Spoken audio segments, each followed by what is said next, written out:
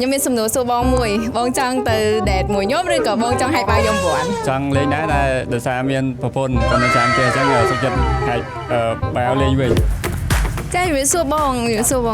ចឹងបងឈ្មោះអីដែរបងឈ្មោះសារ៉នចឹងបងវិញឈ្មោះវណ្ណាចឹងបងសុំរំខានពេលបងតែខ្ញុំចង់ខ្ញុំមានហ្គេមមួយឲ្យបងលេងជាមួយខ្ញុំចឹងខ្ញុំមានសំណួរសួរបងមួយបងចង់ទៅដេតមួយខ្ញុំឬក៏បងចង់ហៅបាយខ្ញុំព្រោះចង់លេងដែរតែដោយសារមានប្រពន្ធគាត់នៅចាំផ្ទះអញ្ចឹងសុខចិត្តហៅ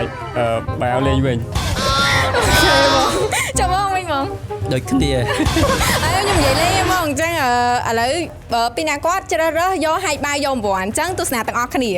បងអញ្ជើញមុនណាបងអញ្ចឹងប្រិយមិត្តទាំងអស់គ្នាមើលទាំងអស់គ្នា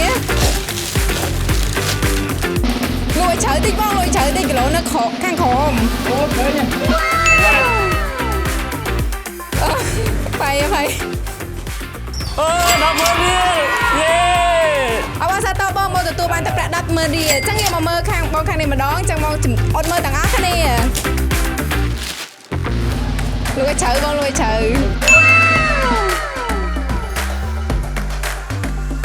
ឈ្នះរង្វាន់50000រៀល